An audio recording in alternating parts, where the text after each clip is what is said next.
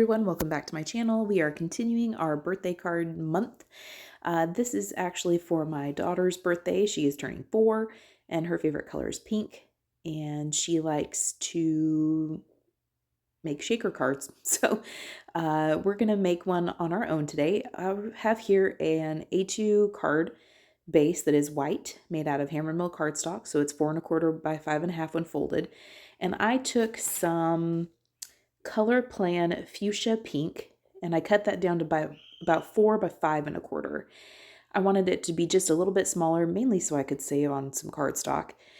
And then this panel here that I have put foam tape on the back of, this is Lessebo bubblegum cardstock, and that is a full panel. So that is 4 1/4 by 5 1/2. I took a Simon Says stamp die, circle die, and I cut that out from the middle of it. And then I took this Darice polka dot embossing folder. After I'd cut that little circle out, I did take that back through my die cut machine and ran that through with that embossing folder. If you do your embossing first and then go back and do your die cutting, you're going to flatten out all of your embossing. So just be conscious of the order if you choose to recreate this card. I showed you some sequins. I think the one in my right hand that had like the white and kind of the teal, that was from, I think I got that as a gift with purchase from Tailored Expressions. And then the one in my left hand, that was a gift with purchase from Crafter's Companion. But any sequin mix you have will work. Here I am just very roughly drawing in like balloon strings. We're going to make this die cut circle look like a balloon.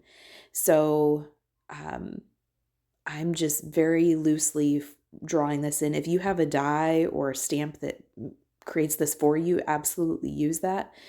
Again, you want to be conscious of the order. So I would die cut my circle, then I would color in or stamp in my balloon strings, and then I would do the embossing folder. So just be conscious of the order of things. This foam tape is from Amazon. I really have been impressed with this foam tape. Its backer removes easily, it cuts easily, it's got a decent loft to it, there's tons in a roll, it doesn't have any funny odor, and it adheres very well. I'm just going to remove the backer, all of this, off of all of this foam tape, and I am making sure that I don't have any gaps. If you have gaps in your foam tape, all of the bits of shaker goodies that you put in there, or shaker guts if you want to quote Chris O'Reilly, will fall out. So I'm just going to fill this up with whatever I want, and then I'm going to flip that card base over and place that on the top. To give myself just a little bit of wiggle room, because I am fairly certain I will not put this on straight, and I didn't, I am putting some liquid glue around there. This is just going to give me just a little teeny bit of wiggle room before this actually adheres. And it's a good thing I did that because, like I said, I usually don't put things down straight. And this foam tape does adhere very quickly, so and very strong. So I'm just going to flip that card base around and try to match up these corners and get that adhered as straight as I possibly can. If you want to, you could put your kind of butt things up in a scoreboard or something that has like a right angle, and that would help you kind of line those up a little bit easier. I was pretty darn close. It's a little off on the left-hand side by the fold, but I wasn't going to mess with that. So as you can see, we've got all of our shaker bits in there and they don't fall out. The next thing I'm going to do is adhere my sentiment down. This sentiment, I think these come from a Honeybee stamp set. That's what they look like to me, but I don't have it labeled. But any stamp set or die set that you have will work. This happens to have a stamp die and like a shadow layer.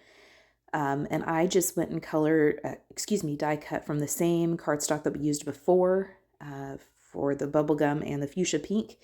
And I coated those die cuts with some Spectrum Noir clear glitter brush pen just to help those have some sparkle and shine, because this is for my daughter's birthday card and she likes sparkly things.